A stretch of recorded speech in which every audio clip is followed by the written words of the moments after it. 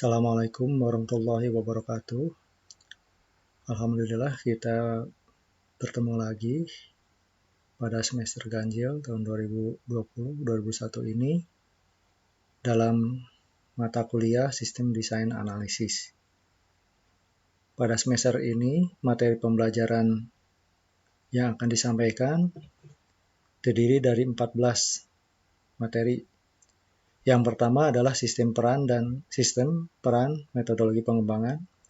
Kedua, pemahaman dan pemodelan sistem organisasi. Ketiga, pengantar manajemen proyek.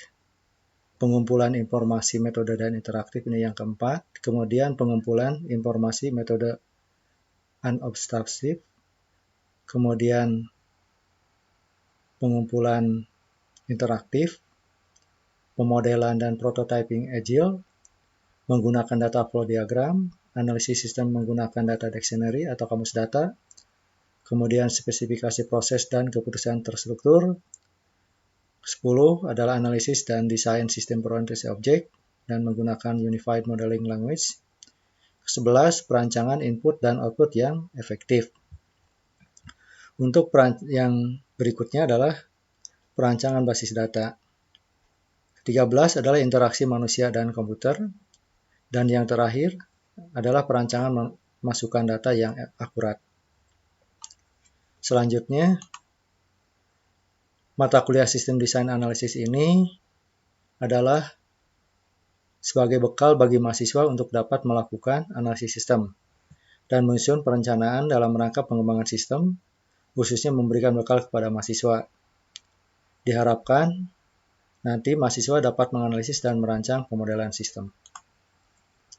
Kita masuk ke pertemuan yang pertama adalah System and Design Analysis. Pada pertemuan ini membahas tentang sistem, peran, dan metodologi pengembangan. Materi ini disampaikan pada semester 3 di program studi manajemen informatika di Politeknik LP3I. Tujuan pembelajaran pada materi yang pertama ini diharapkan Anda bisa atau dapat pertama mengingat tipe dasar dari sistem berbasis komputer yang perlu ditangani oleh analis sistem.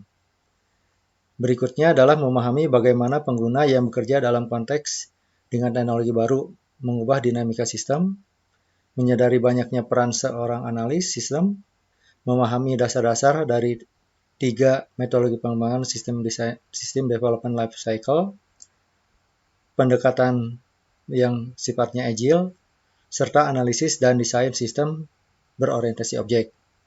Kemudian bisa memahami juga tentang alat atau case dan bagaimana alat tersebut bisa membantu analisis sistem.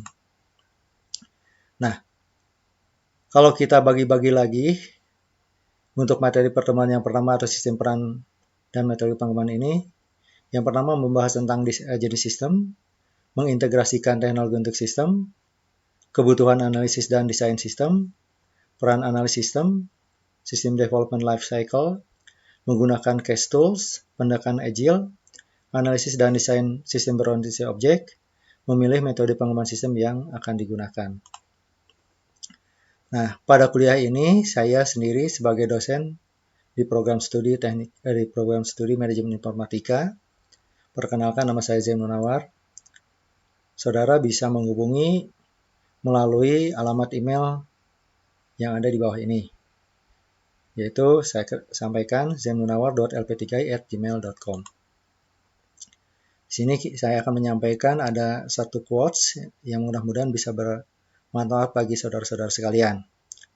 Many of life failures are people who did not realize who close they were to success when they give up. Ini disampaikan oleh Thomas Alva Edison.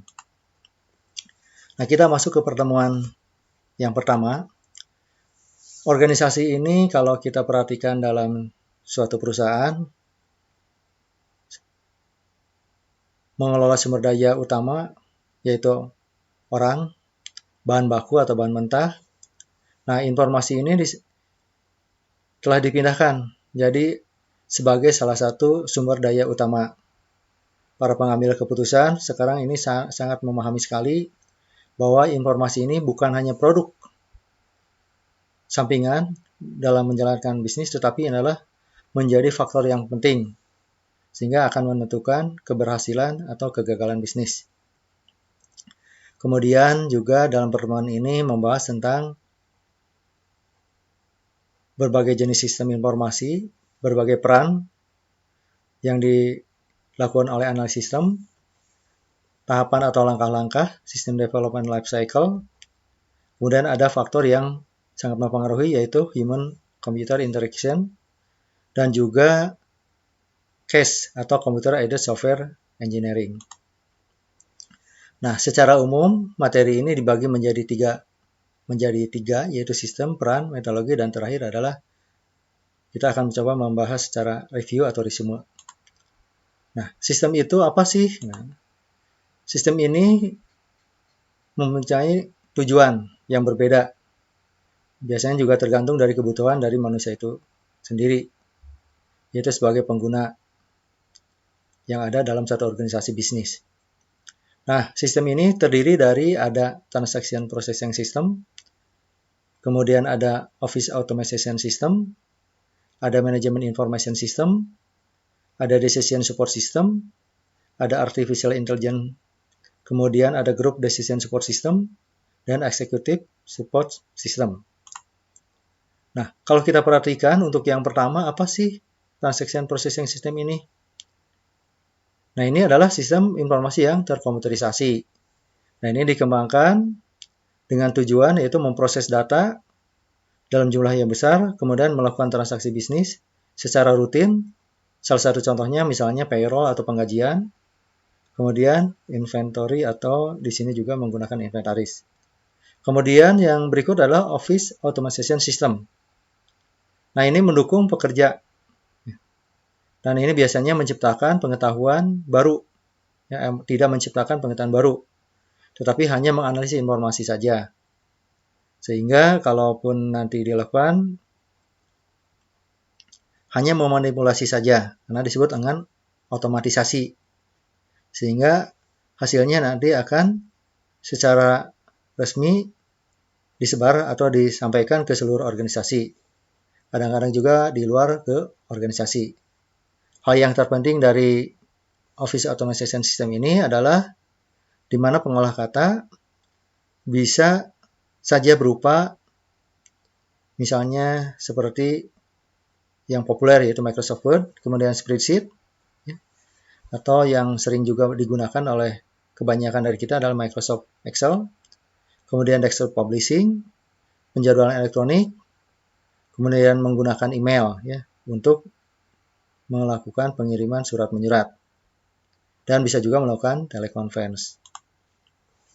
Kemudian manajemen information system ini adalah informasi yang terkomputerisasi, bekerja dan berinteraksi di antara orang dan komputer. Kemudian decision support system. Dalam bahasa Indonesia adalah sistem mendukung keputusan.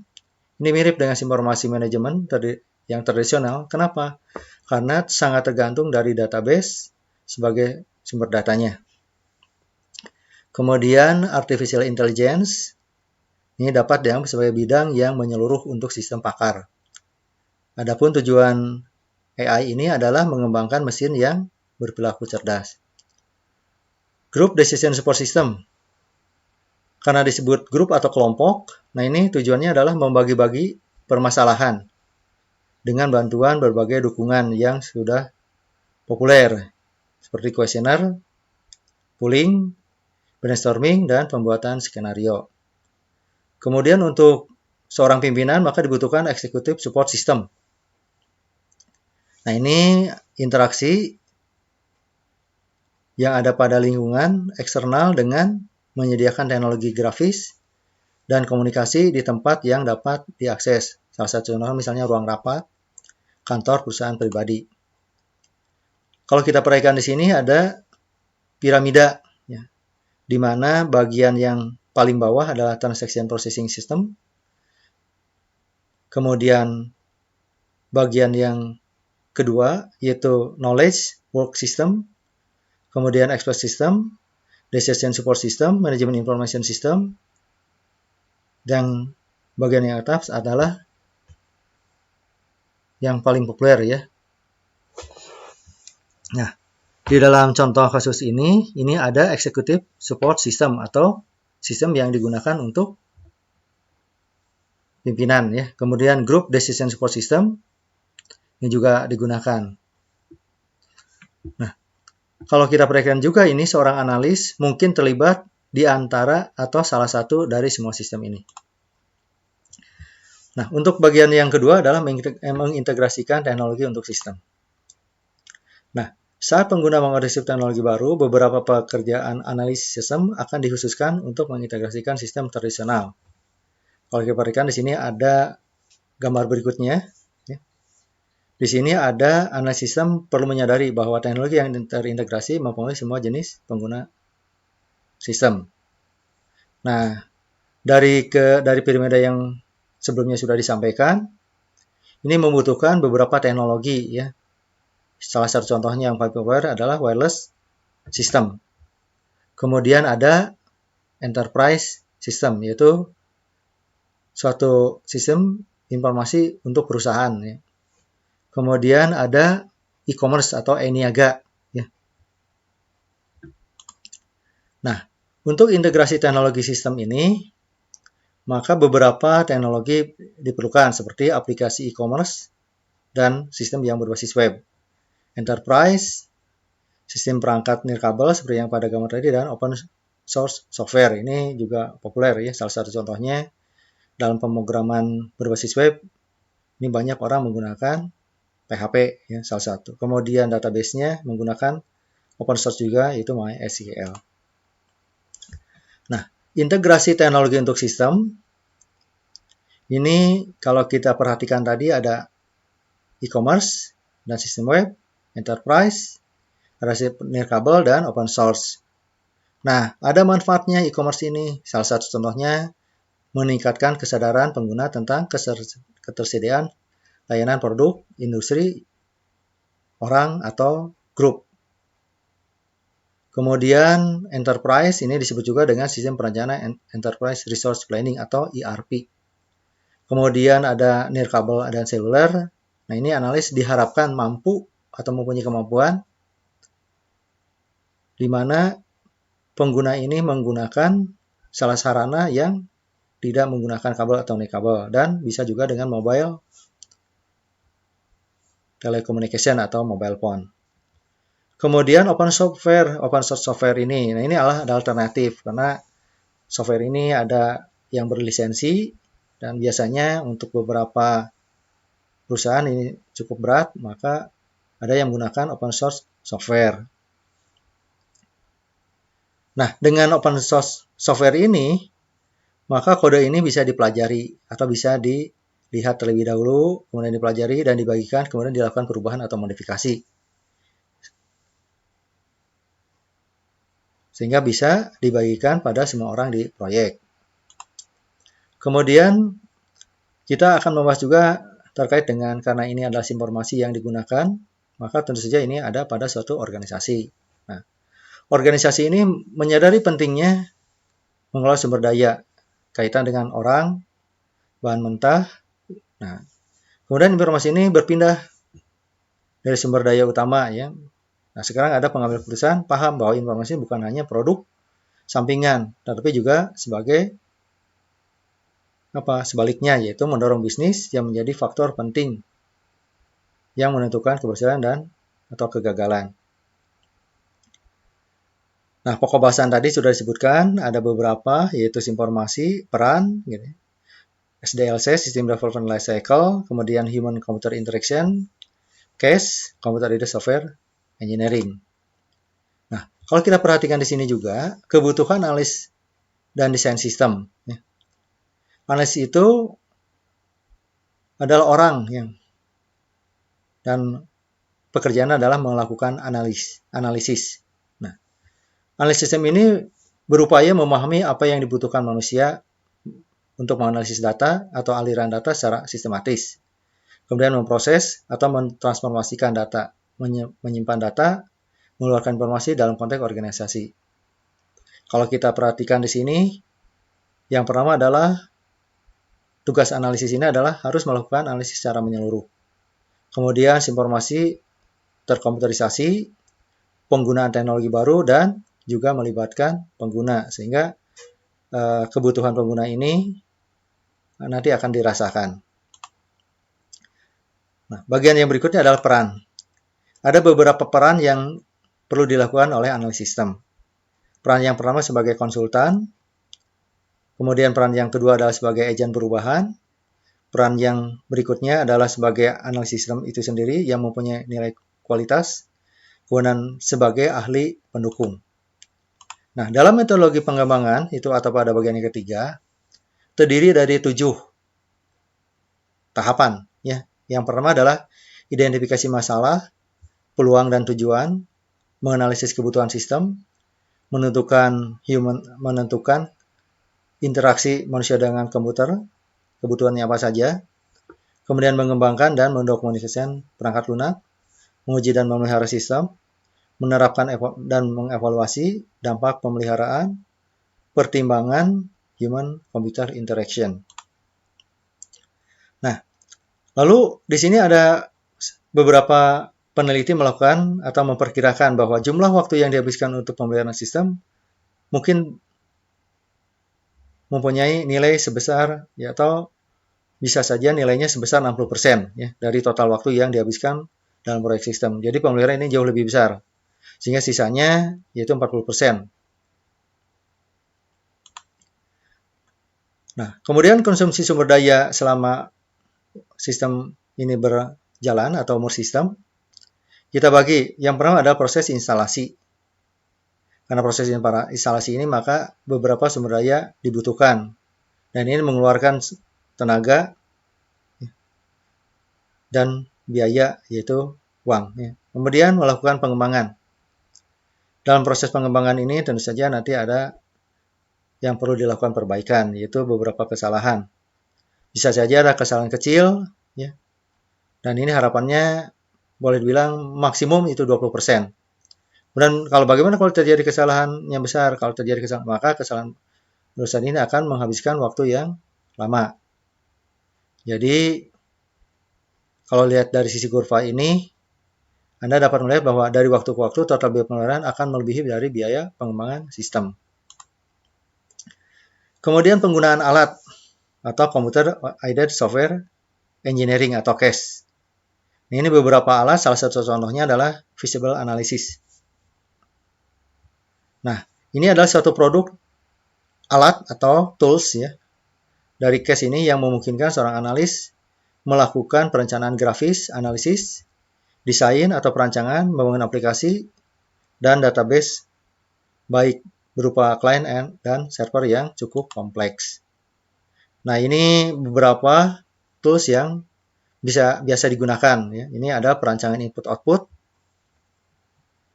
Jadi, karena ini input menggunakan layar, kemudian output juga menggunakan layar. Untuk output bisa saja menggunakan media, bisa printer, ya, atau bisa juga Visual Display Unit.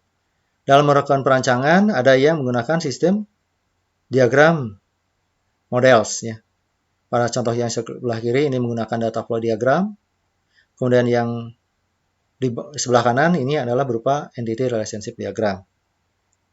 Kemudian berikutnya adalah data dictionary atau kamus data. Nah, tujuan kamus data ini sangat penting nanti dibahas pada materi yang akan datang. Dan ada proses logik. Kemudian ada kebutuhan terhadap sistem dan melakukan proses penyampaian terhadap sistem. Kemudian pendekatan agile. Nah, pendekatan agile ini apa sih? Yaitu pendekatan pengembangan perangkat lunak. Ya. Jadi kalau kita perhatikan pengembangan perangkat lunak ini sangat bermanfaat sekali. Nah, ini mempunyai nilai, prinsip, dan praktek inti. Ada 4 nilai. Komunikasi, kesederhanaan, umpan balik, dan keberanian. Nah, untuk proses pengembangan proyek agile ini, ada 5 tahap proses. Yang pertama adalah eksplorasi, perencanaan, iterasi, kemudian kalau kita perhatikan di sini ada produksi, ya, ada perawatan. Nah, untuk analisis dan desain berorientasi objek, ini menggunakan yang populer adalah Unified Modeling Language. Ya. Nah, tujuannya adalah untuk membagi-bagi atau memecah-mecah sistem menjadi model kasus penggunaan. Ini memfasilitasi pengembangan sistem sehingga mengikuti kecepatan dari perubahan. Dan ini tujuannya adalah sebagai respon atau daya tanggap terhadap lingkungan bisnis yang sering berubah atau dinamis. Nah, analisis melewati fase masalah dan identifikasi. Fase analisis dan fase desain atau perancangan, kalau kita perhatikan sini ada beberapa langkah. Ya. Nah, langkah yang pertama tentu saja perlu dilakukan, yaitu perencanaan atau begin object oriented analysis and design. Kemudian melakukan penggambaran dari use case diagram. Ini termasuk sebagai melakukan penyelesaian permasalahan atau tahap penyelesaian. Kemudian menulis use case skenario. Kemudian activity diagram, ini sering juga digunakan. Kemudian melakukan pengembangan menggunakan sequence. Kemudian dalam hal ini database-nya, persiapan menggunakan class diagram. Kemudian state charts, melakukan perubahan diagram, menggunakan complete specification. Kemudian melakukan pengembangan sistem dengan dokumen dari sistem itu sendiri. Nah, lalu bagaimana untuk memilih metode ini? Sebenarnya diserahkan kepada kita masing-masing ya. Ada beberapa pilihan. Apakah menggunakan sistem development life cycle, pendekatan agile, atau pendekatan berorientasi objek? Mana yang bisa dipilih? Ini terserah kepada masing-masing. Jadi pada prinsipnya ini adalah sebuah alat bantu atau tools, di mana tools ini tujuannya adalah sebagai membantu analis. Ya. Demikian materi perkuliahan atau materi pertemuan yang pertama. Saya ucapkan terima kasih kami dari Politeknik LPDKI Bandung. Saya Zain Munawar dari program Studi Manajemen Informatika. Mengucapkan terima kasih. Sekian, sampai ketemu di pertemuan yang akan datang. Assalamualaikum warahmatullahi wabarakatuh.